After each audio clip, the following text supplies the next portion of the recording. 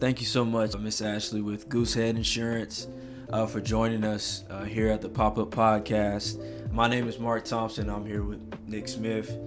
And so if you could kind of tell us a little bit about yourself, what you do, who you're with, and also the most exciting thing about your job here. All right, thanks, Mark and Nick. Appreciate the opportunity to talk to you guys. So I'm Ashleigh Buchanan, Goosehead Insurance. We're an independent agent broker that is able to shop insurance around for everybody with a whole bunch of different options, actually like 140. So we've got a bunch of opportunities there. I've been a Goosehead agent for 12 years, so I've been around for a little while.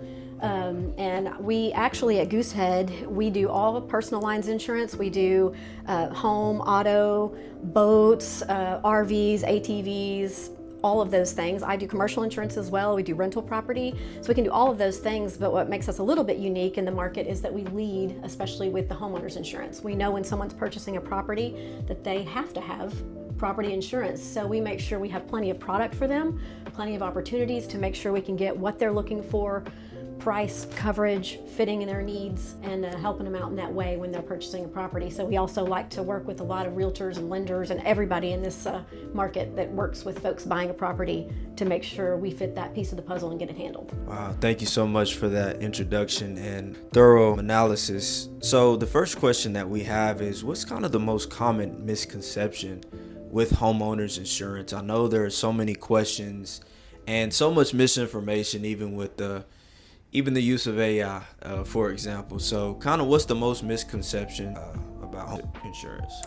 So you nailed it. There are a bunch, but we will focus on what I think, especially in the home buying market, is there's a lot of times people have a misconception on how homeowners or property insurance is priced and how things are valued. There are many, many, many factors that go into the price and the premium of homeowners or any property insurance. And most people are thinking, oh, okay, well, here's what the home costs. Here's what I'm buying it for. And they think that's exactly what they need to insure it for. There are differences, and we can get into that in a minute as well, about how the home is valued per se. But there's also that misconception of what that premium should be. There's the thought process that, okay, if I'm buying this house for $300,000, but my mom owns a house that's also $300,000, 5 miles down the road, why is my premium double what hers is? Well, there are a lot of factors that go into that. We don't have to go into all of them now, but things such as even the credit rating of the client, the location of the house, how far is it from a fire department? Because it's a lot more likely to burn down if it catches on fire and you're next to the fire department versus 5 miles away. A lot more damage can happen. Is it brick or is it frame? When was it built? How old's the wiring? All these things can play into it. So there are many, many factors that people think it just, this value of house and this value of house should be the same insurance premium, and they're not. So that's one of the big ones. Wow, that is insightful. I know there are so many factors that go into determining those premiums. And you mentioned as well kind of the factors that go into the valuation of the home. I was curious, would you be able to touch on that a little bit? I've also heard these terms, the actual cash value of a property versus the reconstructed value. Would you be able to kind of explain that a little bit and touch on how you guys calculate those numbers? Absolutely, and that's a great question too, because that kind of goes in with the misconceptions and how it all operates. So replacement cost value is actually the cost to reconstruct or replace the item at the time of the loss. Actual cash value, however, takes the item or the property or whatever it is we're talking about and takes out depreciation based on the age of it, etc. In personal property terms, that can be simple as, okay, you had a TV, you lost that TV in a fire or a loss or what have you. It was $1,000 when you paid for it 5 years ago. It might be worth $300 today. So in actual cash value terms, you're going to get $300 for it. Well, if it cost you actually $1,000 to buy that TV and replace it today, replacement cost would get that back to you, that pay for it with the actual replacement cost of $1,000. The way that translates into the property itself and the structure, let's say you use the example, the most common one around here, of a roof. You get hail damage on a 13-year-old roof. It costs $20,000 to replace.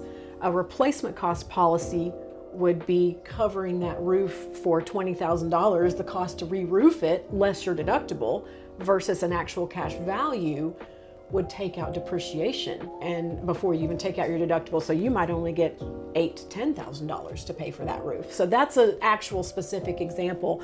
Going into what you said about how that valuation occurs, replacement cost is based on actual formulas and things like that of how much we think it's going to cost to rebuild the home. And basically, that's some formulas based on some assumptions of, how many square feet is the home? Is it brick frame? Things like that. Again, comes up with, okay, based on current labor and material costs, here's how much we think that would cost. A lot of times that gets very confusing in the home closing process because, again, you may be buying a home for, say, $150,000. Maybe you're getting a great deal on it, but if it's a larger home, you're getting that great deal.